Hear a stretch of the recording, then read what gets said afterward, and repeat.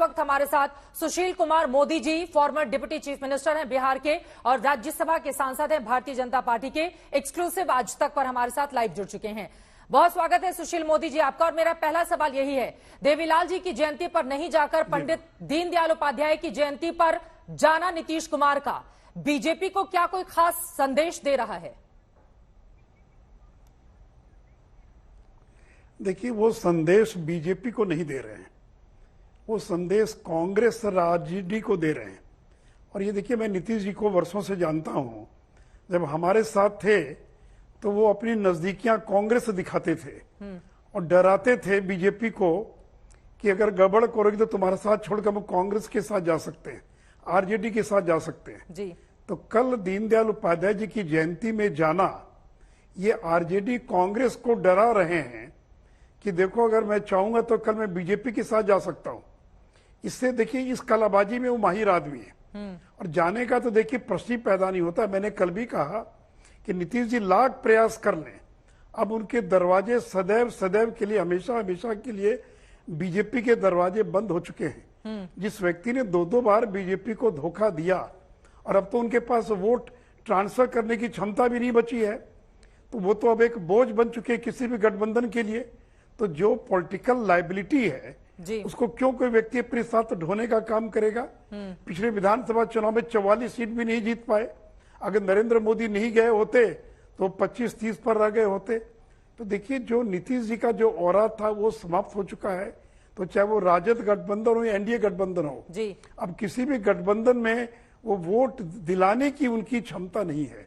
इसलिए बीजेपी को नीतीश कुमार की आवश्यकता नहीं है।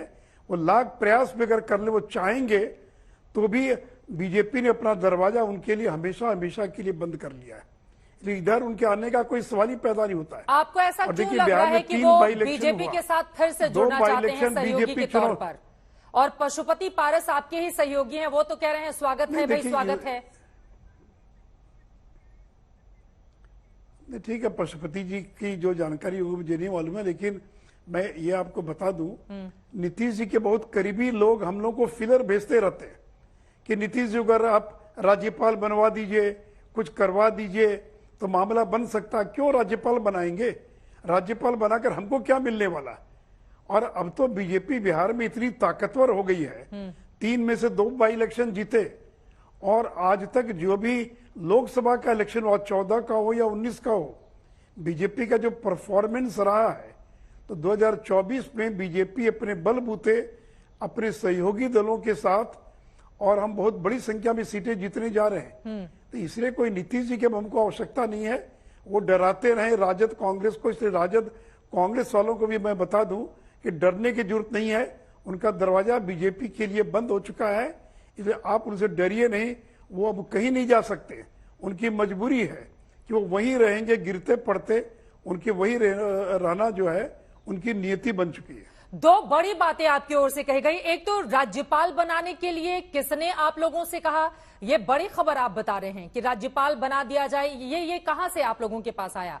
और दूसरी बात मैं आपसे ये जानना चाहूंगी, आपकी ओर से जो बातें कही गई हैं वो तो कंधे से कंधा मिलाकर चल रहे हैं विपक्ष इंडिया के साथ, तो ये क्यों आंखें तरेरेंगे आरजेडी और कांग्रेस को नीतीश कुमार?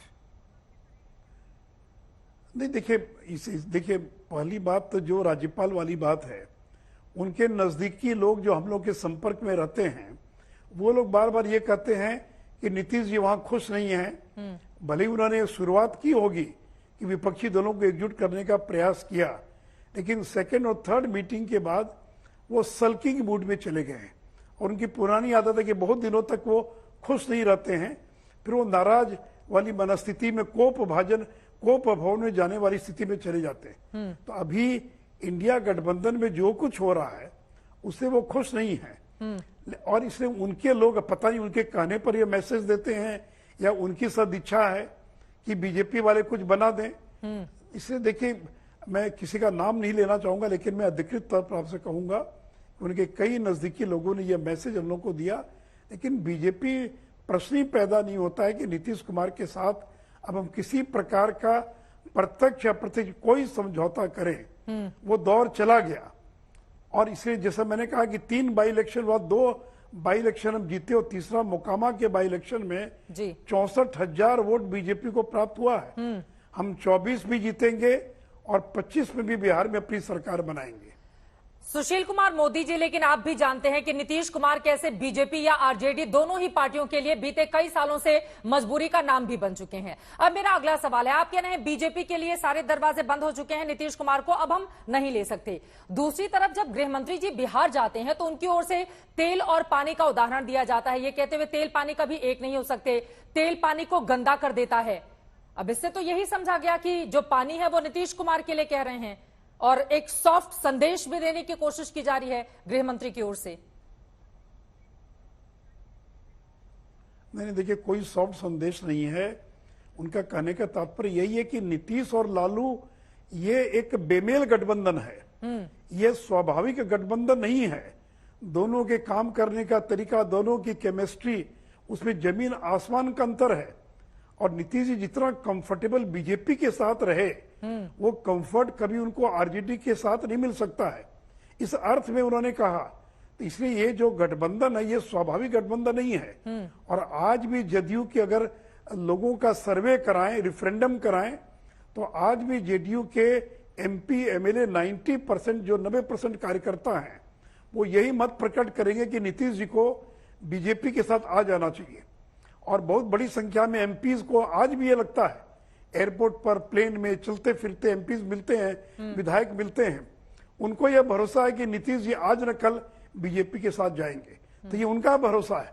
लेकिन मैंने कहा कि अमित शाह ने, नड्डा जी ने साफ कर दिया है कि अब वो कुछ भी प्रयास करे, अगर आना भी चाहें तो बीजेपी अब कभी भी नीतीश कुमार को अपने साथ नहीं लेगी। अब ये तो वही बात हो गई ना सर, चित भी मेरी पट भी मेरी। आप कहेंगे उनसे आपका रिश्ता बेमेल है, आपका मेल वाला रिश्ता तो बीजेपी के साथ था, फिर आप कहेंगे कि दरवाजे आपके लिए बंद हो गए हैं। इससे थोड़ा आगे बढ़कर अब तो जेडीयू के भीतर से झगड़े की भी खबरें सामने आ रही हैं, तो आप लोगों के लिए ये किस तरह से देख रहे हैं इस खबर को आप?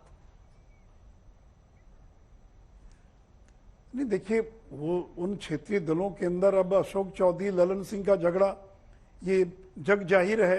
वहां पर भयंकर ललन सिंह से कोई खुश नहीं है, तो ये उनके पार्टी का आंतरिक मामला, चूंकि अंततः नेता तो वहां नीतीश कुमार न ललन सिंह है न अशोक चौधरी हैं, तो ये उनकी पार्टी का आंतरिक मामला वो चलता रहेगा।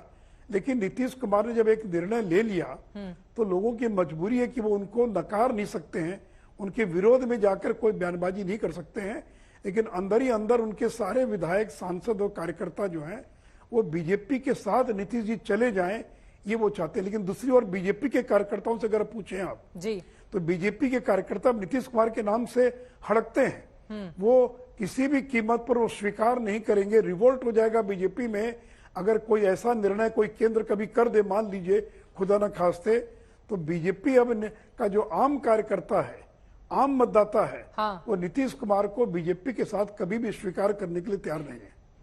आप ये कह रहे हैं कि अगर नीतीश कुमार को स्वीकार करने की खबर दिल्ली से आती भी है सामने, ऐसा कोई निर्देश मिलता है, तो फिर बीजेपी बिहार के भीतर बगावत हो सकती है नीतीश कुमार के नाम पर?